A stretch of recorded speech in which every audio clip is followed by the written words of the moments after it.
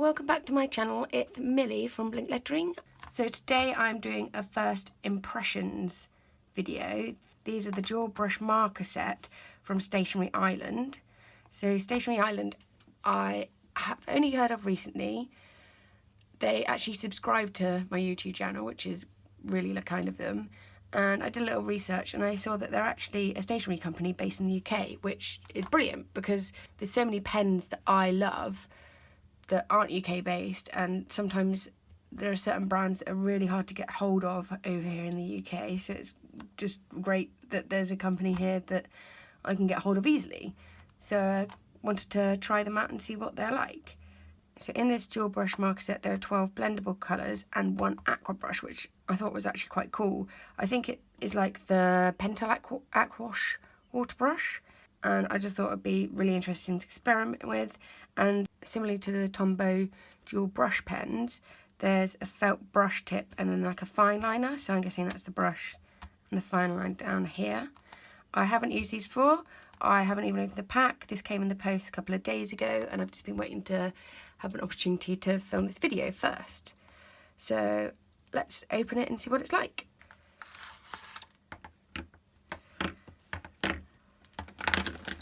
So these are all the colours here. As you can see, they're all quite a bright set, all quite your standard colours that you'll get in like a small pack of brush markers. Let's see what colours they are. Okay, so it doesn't actually have a name for each colour. So we've got a nice yellow here, an orange, red, pink, purple, dark blue, light green, dark green, a brown, grey, black, and then this is the water brush. Let's start off playing with the pens and seeing what they're like, and then later on we'll move on to the water brush and I'll talk a bit more about that. Firstly, I'll just do a little swatch test and see what they're all like. I'm using a page from my Rhodia dot pad from this. It's just an A4 one. It's great for just testing out pens because the paper is so thin and generally pens don't bleed on this paper either. So let's get started and see how pretty these colours are.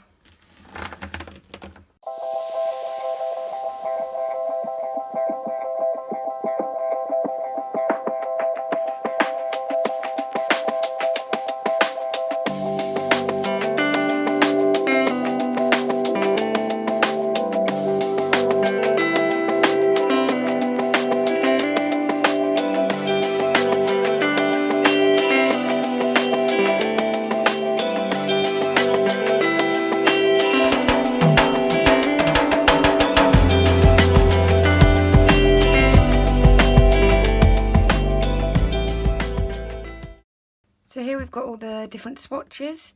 I'm really liking all these colours. It seems like the ink dries quite quickly when you use the brush tip. I really like how thin the fine line tip is. If I just get out one of the pens and we can have a little look at the nibs together. So this is what the tip looks like on the fine liner end, and it's really thin. It's much thinner than the Tombow dual brush pens. It's kind of similar to the micron pens. I really like it. I find it really easy to write with.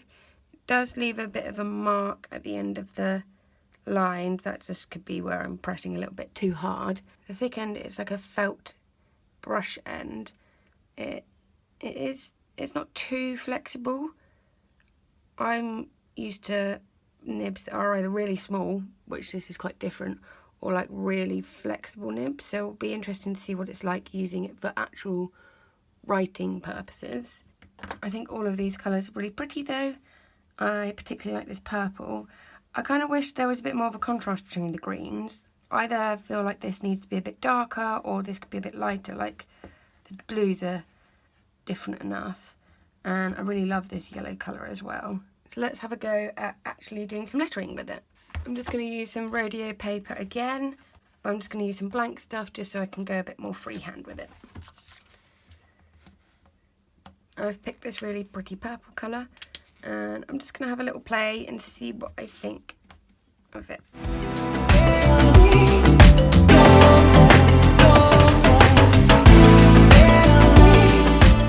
So even though the nib isn't really flexible, what it actually does is make it quite easy to do the thin lines because the nib's not like flexing all over the place basically, and it's really smooth to write with. And you can put a little bit more pressure on to get a slightly thicker line if you really want to, but I don't think it really requires it. It does dry super quickly. It's perhaps not as pigmented as some other brush pens I've used, but I do really like the colour of this.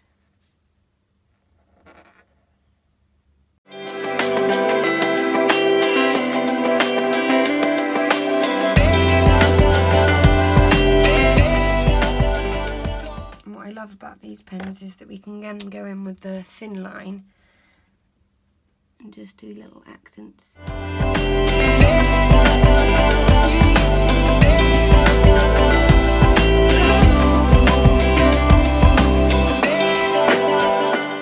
Because the fine line is so thin, it makes it really easy to get into these details, and you can even add some nice details onto the letters as well, like this.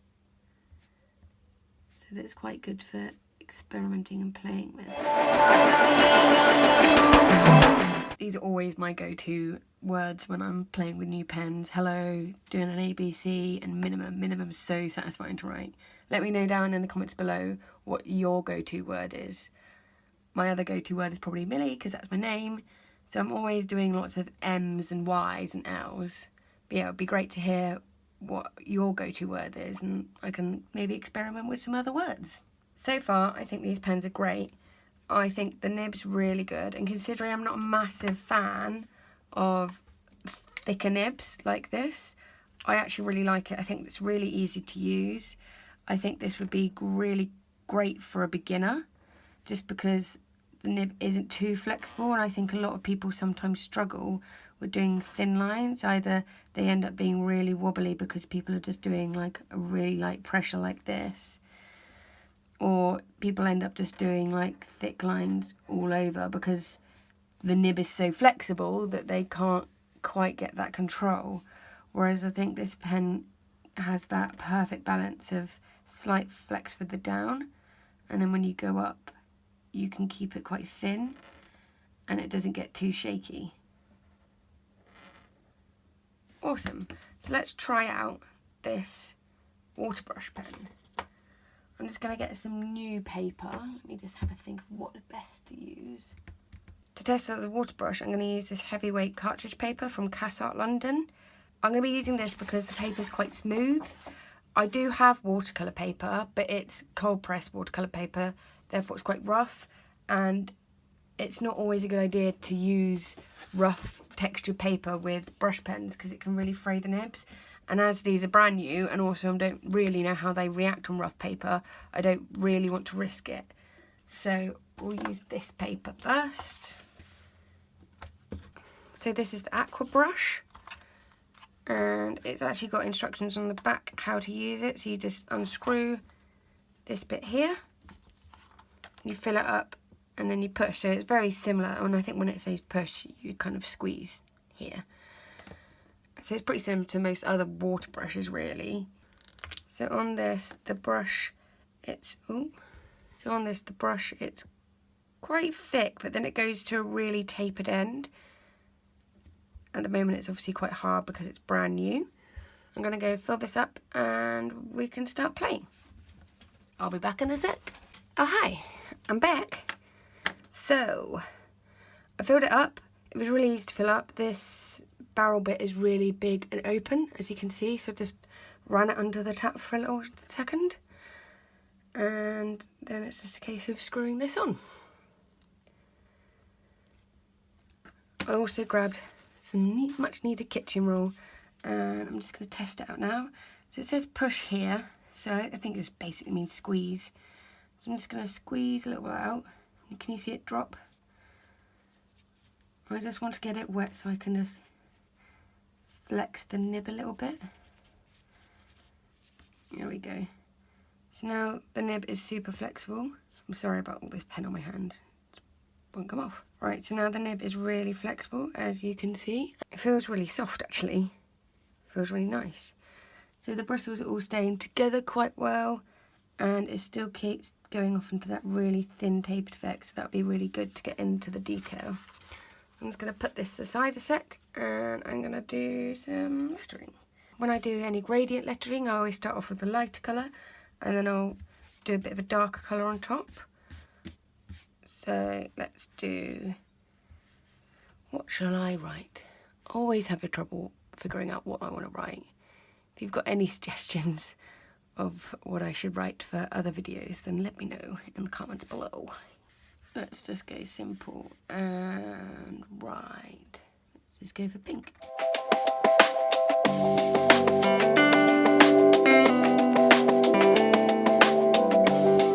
I'm going to mix it with some of this purple. So there wasn't really any instructions on the best way to use it. So I think I'm just going to go on top. So I'm just going to do these top bits up here.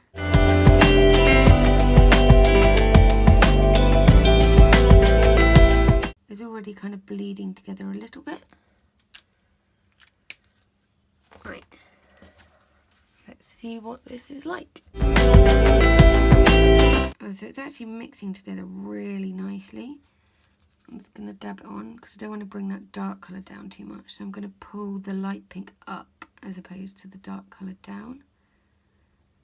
And that's actually mixing really nicely. I've used this technique before with some other pens and it's not always worked out too well.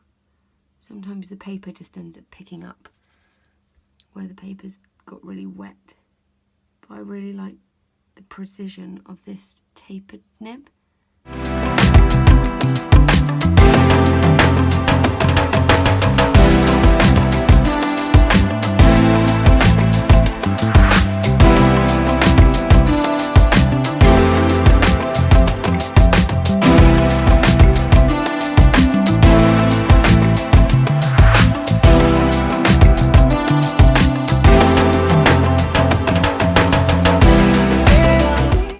Worked really nicely. The pink and the purple worked really well together. They're such pretty colours to work with and I absolutely love this water brush. It's so easy to use.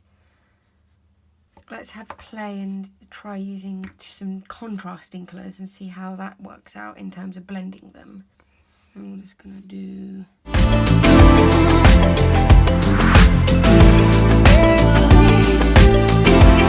again, just going over the top with this purple colour. I just want to see how these mix because these are kind of similar shades, this purple and this pink. So they blend quite nicely, whereas these are quite different. Again, I'm going to bring it up from the bottom.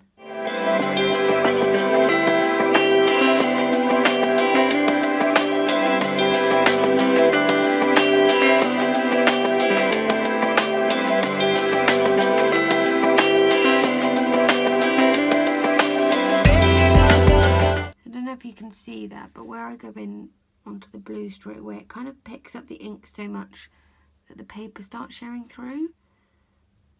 I don't know if that's because I put too much water on it or what. Hopefully it won't dry like that. Yeah, it's not too bad. Oh no, it's still picking it up quite a bit.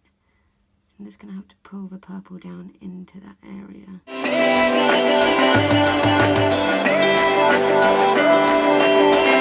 So yeah, that blends out quite nicely still. It does thin the ink quite a bit when you go over with water. I'm not also 100% sure I like how this is dried on the pink. It's got all the splotches here, but that is potentially just my awful blending techniques, which I haven't quite got down yet. But the colours are still quite nice and vibrant, even though it just picked up some of the ink here and left it all white. I think it's really clever of them to add this to the pack because obviously it can be used with all of the pens that come in the Stationery Island brush marker pack, but it can be used for a lot of other things like using for watercolours too. So it's kind of like a double whammy pack really, like it's great. Like, I really love that they've kind of utilised that. The Tombow dual brush pens do come with a blending pen, however I personally haven't had much luck with it. I'm potentially not using it right and maybe needed a bit of research on that, but that can't really be used for anything else, whereas I love the fact that this is a water brush pen, so you need to load the pen up with water. You could also load it up with like inks and stuff, and then experiment using that with some of the Stationery Island pens.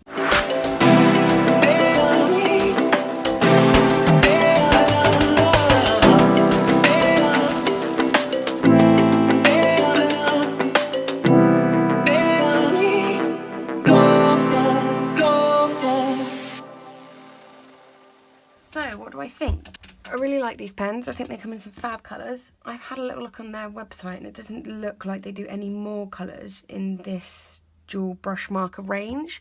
So it'd be great to see them bring out some more colours, especially as you do get the water brush. It'd be great to be able to mix some pastels or other colours like that and see what you can create with a variety of colours. I think if you're a beginner, these pens are great for you, and even if you're experienced, they're great too. I think they're good all-rounder pens, and they're definitely worth getting your hands on. They cost me $14.99, I believe. I got them through their Amazon shop, but they do also have an online shop too. I'll leave both in the link below so you can check them out. They do quite a few other ranges of pens. I've seen the chalk markers, and they do kind of like a bristle tip too, similar to the Zig Killing Colour brush pens.